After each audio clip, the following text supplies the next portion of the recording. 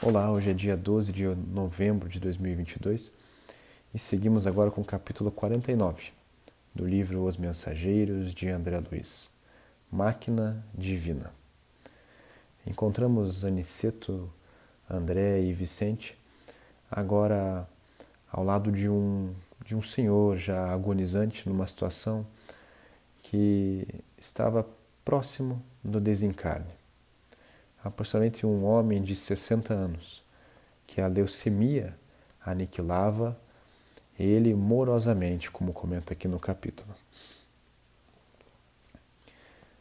Alguns pontos coloquei aqui para a gente salientar e refletir a respeito.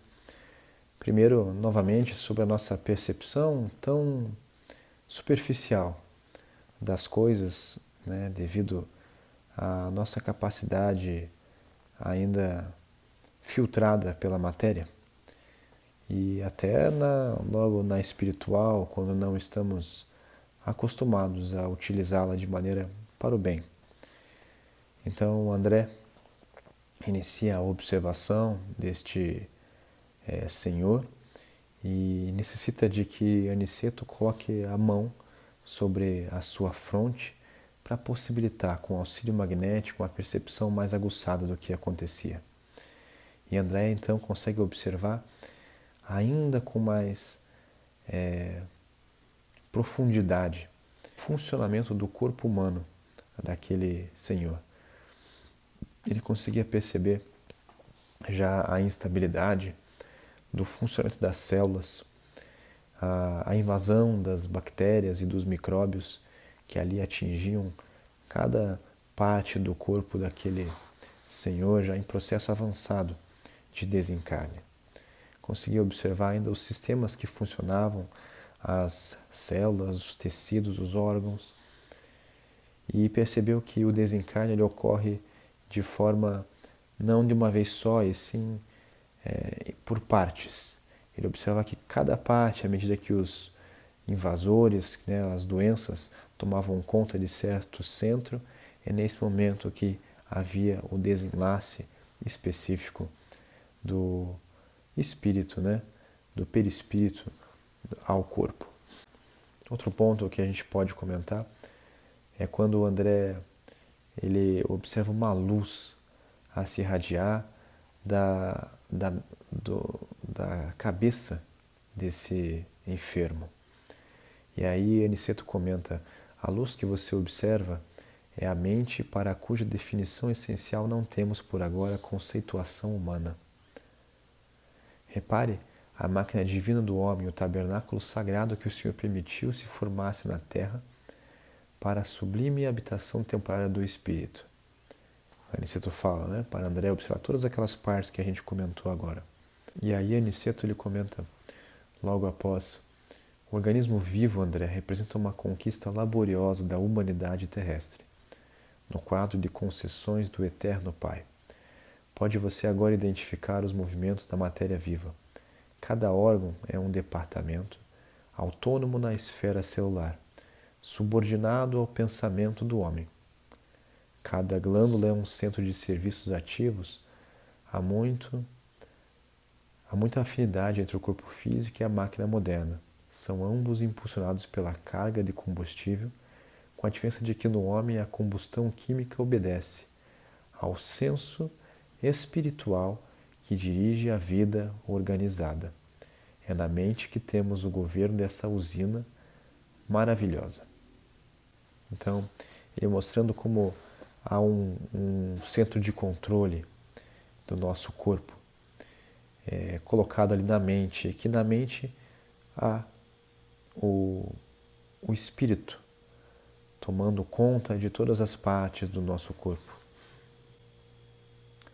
E ele comenta de novo: cada órgão, cada glândula, meu amigo, integra o quadro de serviço da máquina sublime, construída no molde sutil do corpo espiritual pré-existente.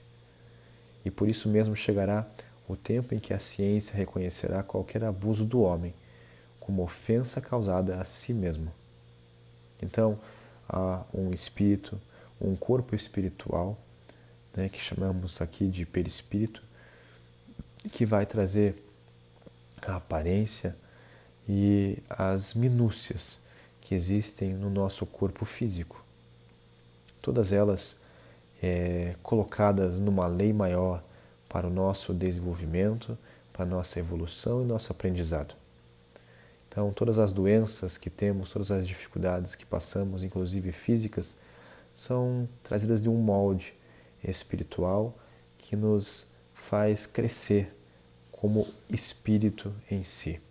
Muitas delas colocadas como dificuldades por nós mesmos, para que enxerguemos melhor a sublime vida que ainda não nos está clara para a nossa consciência. E aí, como derradeiro comentário deste capítulo, o Aniceto comenta que ali havia um irmão no momento da retirada. Repare a incapacidade dele para governar as células em conflito. A corrente sanguínea transformou-se em veículo de invasores mortíferos que não encontraram qualquer fortificação na defensiva. O agonizante retrai-se, aos poucos ainda não abandonou totalmente a carne por falta de educação mental. Vê-se pelo excesso de intemperança das células, sobre as quais não exerce nem mesmo um controle parcial, que este homem viveu bem distante da disciplina de si mesmo. Seus elementos fisiológicos são demasiadamente impulsivos, atendendo muito mais ao instinto que ao movimento da razão concentrada. A falar da verdade, este nosso amigo não se está desencarnando, está sendo expulso da divina máquina, onde, pelo que vemos, não parece ter prezado bastante os sublimes dons de Deus.